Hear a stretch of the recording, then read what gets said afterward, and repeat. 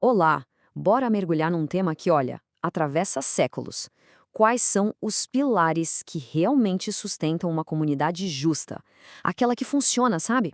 Vamos explorar juntos esses blocos de construção que parecem ser atemporais.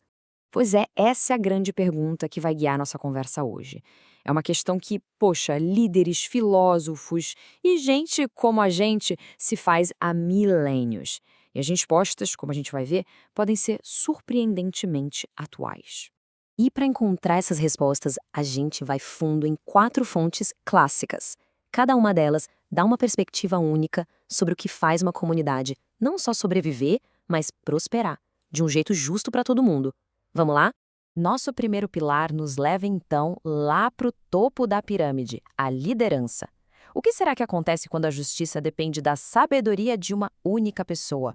A história já começa com um pedido bem diferente, né?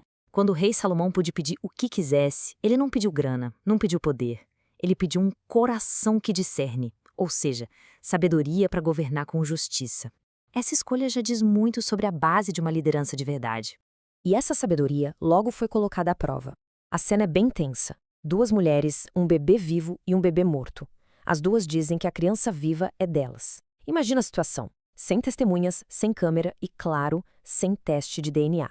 Como é que se descobre a verdade no meio de tanta emoção? E aqui está a genialidade da coisa. Salomão não foi atrás de uma prova externa. Ele criou um teste que ia revelar o que estava por dentro, o caráter.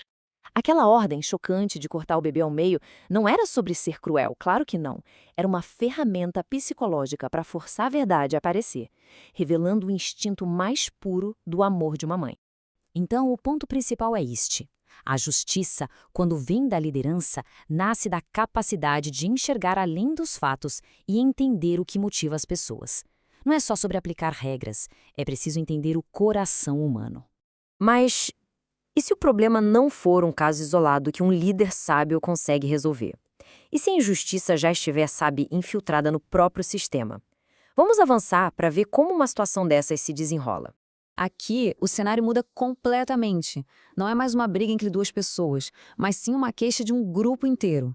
Uma falha que acontecia todo dia, sinalizando um problema bem maior, um problema estrutural. O conflito tinha a ver com cultura e logística. A minoria helenista sentia que suas viúvas não estavam recebendo o mesmo apoio que as do grupo maior. Era uma acusação séria de parcialidade, quase um viés inconsciente do sistema, sabe? Essa pergunta muda tudo. A sabedoria de um único julgamento, tipo do Salomão, não ia adiantar nada aqui, porque no dia seguinte o problema ia acontecer de novo. Precisava de uma solução que consertasse o sistema de vez. E a solução foi genial, uma nova abordagem. Em vez dos líderes tentarem resolver cada pequeno detalhe da distribuição, eles criaram uma nova estrutura. Eles delegaram a responsabilidade. É um princípio que a gente vê hoje em dia. Se um processo está falhando, não adianta culpar as pessoas, tem que consertar o processo. E repara só nos critérios para essa nova equipe. Não era só sobre ser bom de conta. Era sobre caráter, sabedoria e ter a confiança da comunidade. Eles capacitaram um grupo diverso e respeitado para garantir que tudo fosse justo, criando um sistema com equilíbrio.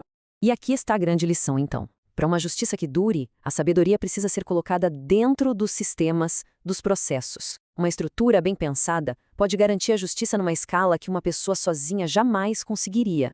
A gente já viu liderança e estrutura. Agora vamos mais fundo ainda, nas forças internas que realmente movem uma comunidade. As motivações humanas, tanto as coletivas quanto as individuais. Essa frase poética captura uma força psicológica gigantesca, a esperança coletiva. É aquela crença que todo mundo compartilha de que o esforço, o sacrifício de hoje vai valer a pena lá na frente. Pensa nisso como se fosse o combustível emocional de uma nação. É a história que une as pessoas durante uma crise, sabe? Aquela narrativa que diz, estamos juntos nessa e vamos sair mais fortes. Essa esperança compartilhada é um pilar invisível, mas nossa, como é fundamental. E, em contraste com essa grande visão coletiva, a gente tem este princípio super prático, bem pé no chão. Ele reconhece que no dia a dia, a necessidade pessoal e o desejo de melhorar a própria vida são motivadores incrivelmente poderosos. É um motor da inovação, do trabalho duro, da economia. E aqui está a síntese. Uma sociedade saudável não escolhe um ou outro, ela equilibra os dois. Precisa daquela grande visão de esperança para manter todo mundo na mesma direção e precisa da energia da motivação individual para fazer o trabalho acontecer.